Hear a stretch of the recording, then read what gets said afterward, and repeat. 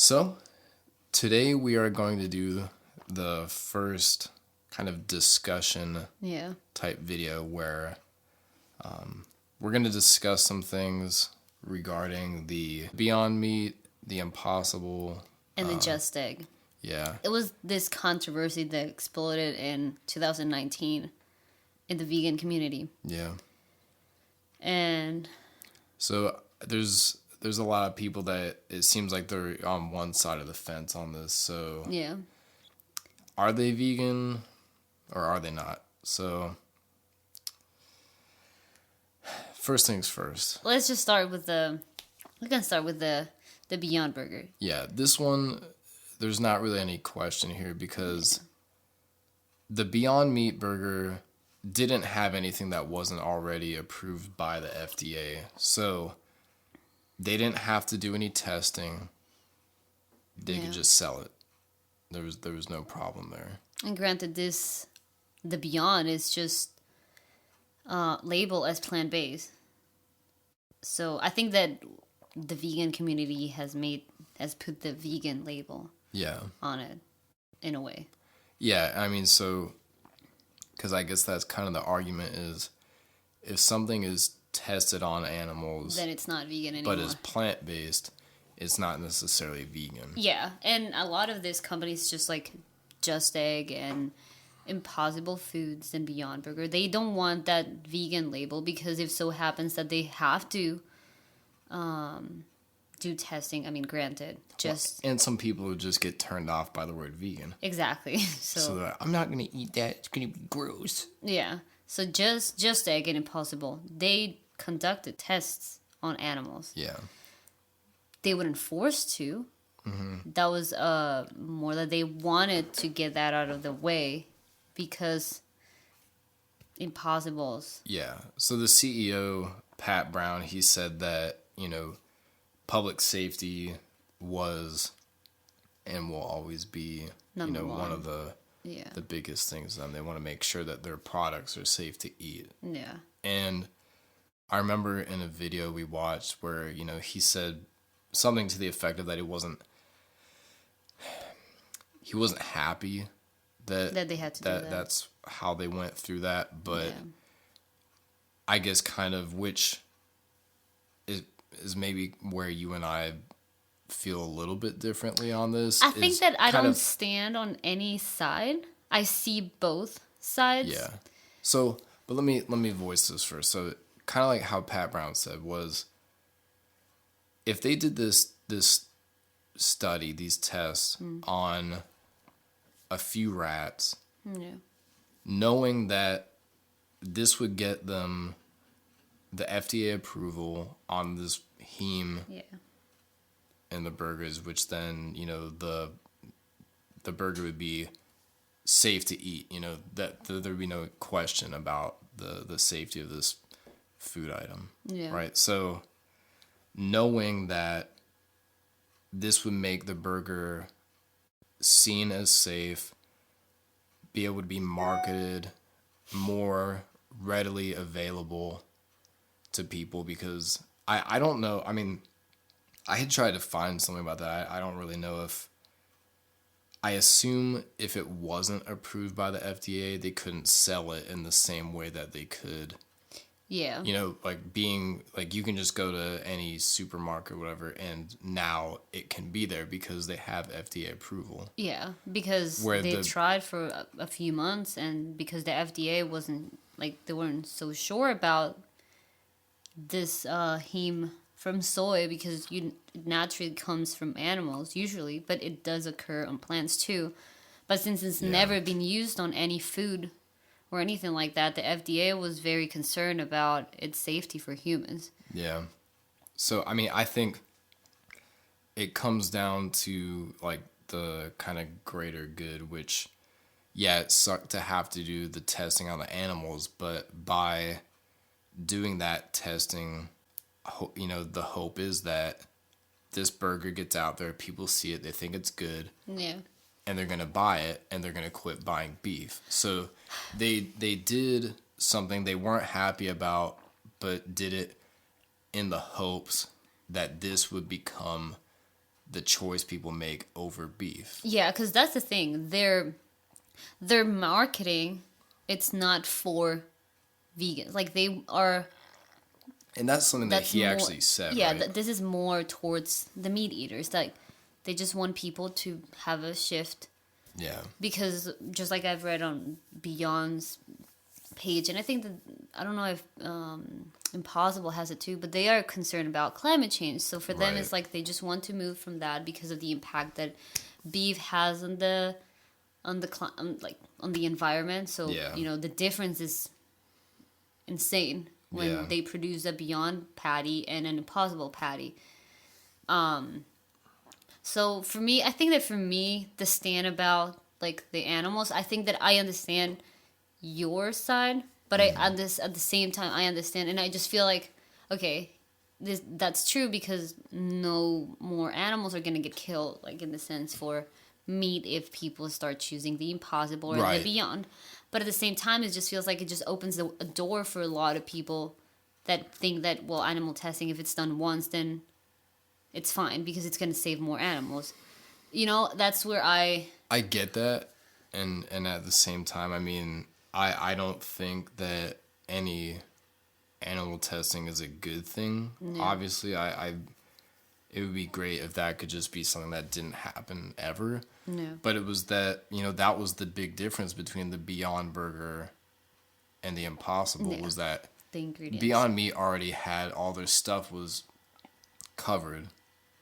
Impossible had that one thing that didn't have FDA approval. So you had said something earlier to me about the Just Egg. The Just Egg, yeah. I read, I can't remember where I read it, but I know that I read it a few months ago when the backlash started after the Impossible controversy started. Then Just Egg came in. They just started this controversy because people knew that they tested mung beans on rats. They just made them eat the mung beans, and they just were looking for the protein in their excrement. So it's not like they no animal were the rats weren't killed or anything like that. Or even harmed. Yeah, no, they just made them eat because they wanted to see what was the effect and the proteins and all that in them.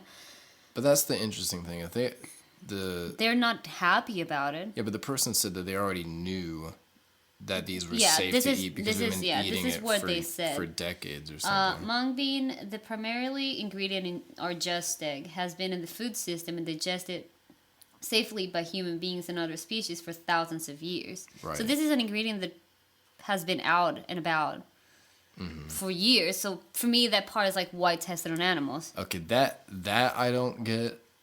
I haven't heard any explanation about that. But if that was completely unnecessary to do, then I really can't understand why they would test on animals. Yeah, this is what follows. Which then once again, I wouldn't call that vegan. And they say that they don't label it vegan because they want a more broad approach to it because they know that it tastes on animals, so they can't label it as vegan anymore.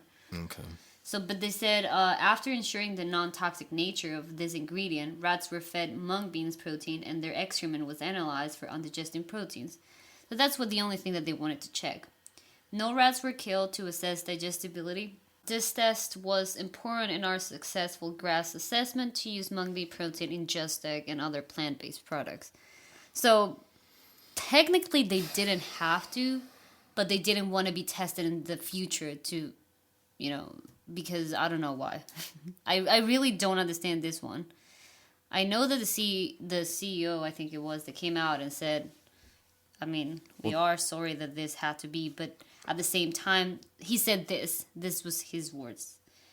There are a lot of other ingredients that have been used in vegan products now, like the, I don't know how to say this, but this xanthan gum. Oh, xanthan gum? Yeah.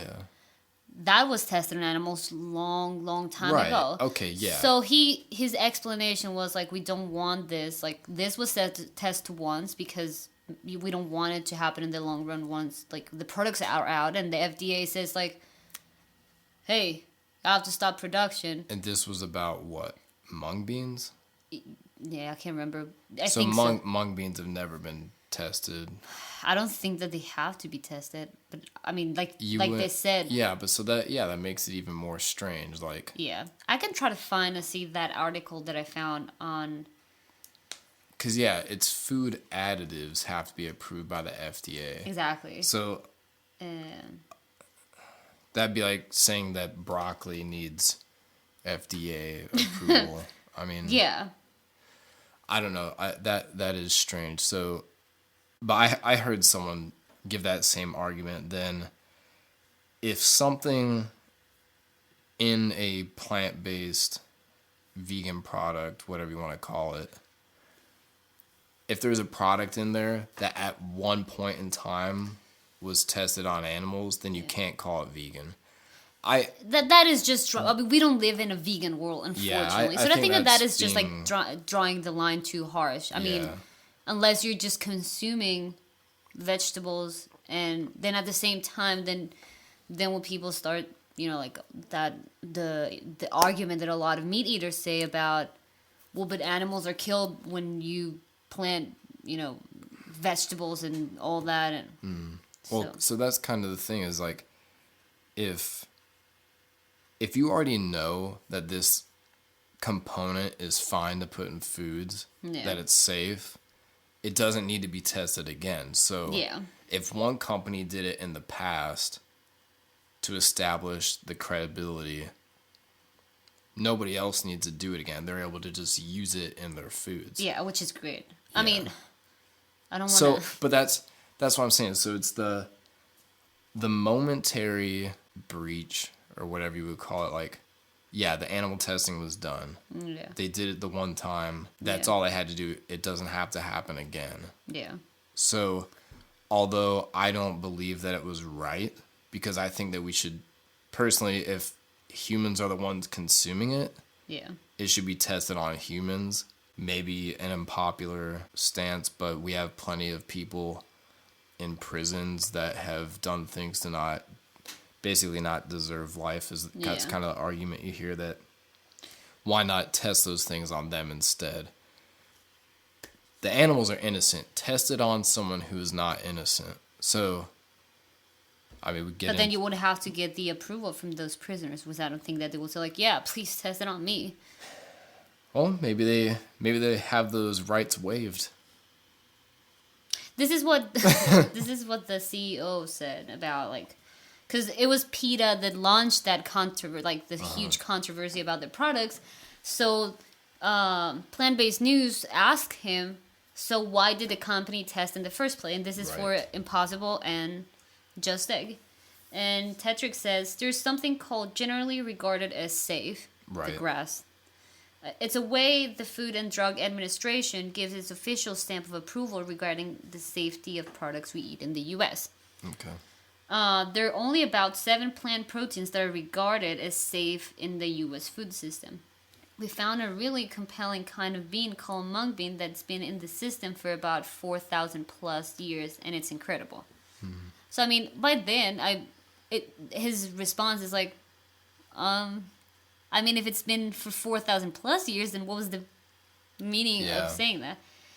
So he says, we were required by the FDA to get a no-question order. And to get this, there's a process we had to go through that was looking at the digestibility of the mung bean. Well, so I guess where I stand, which kind of brings us back to the main point, is people are questioning or saying, don't buy these products. Don't buy from this company. They're not vegan. They tested on animals. Don't buy from them. Okay. But we need them to be more normal, more natural. And if we want to ensure a vegan world, then... It's possible that the argument that can be made is that these were unfortunate, but possibly... because of the way that rules and regulations are set up now, possibly necessary steps taken in hopes of, like you said,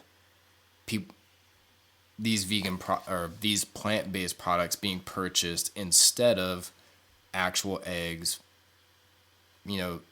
beef patties. No. I don't think it's right that they test on animals, but I also don't think it's right to not buy these.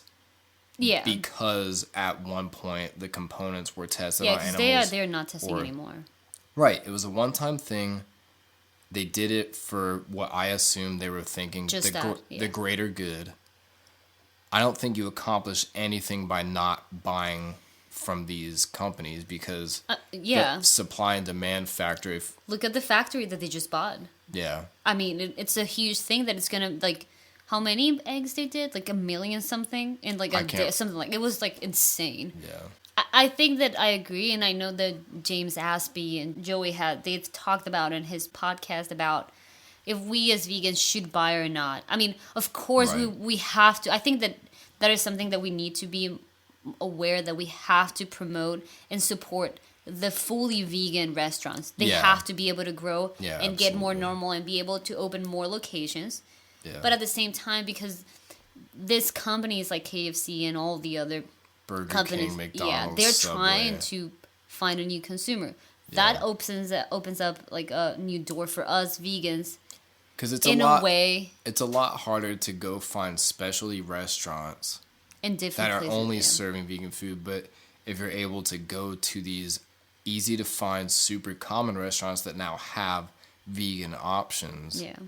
It normalizes the vegan part of it. Yeah. You know, it stops being for like, ugh, vegans, they're weird. Exactly. Yeah. So I think that it just helps the meat eaters to come forward and be like, wow, this is not as weird as I thought it was. Yeah. This is great. And this chain that is normal. And they don't have any excuses. Exactly. Like they have a choice. Yeah. Either I choose the dead animal or I choose the one that, you know, it's completely safe. For animals. Not made of animal body parts or byproducts. It might be not the healthiest option. Yeah. But all right. What do you guys think? Let us know what your thoughts are on all these three companies. Are they vegan? Are they plant-based? Should vegans eat them, buy them, or what?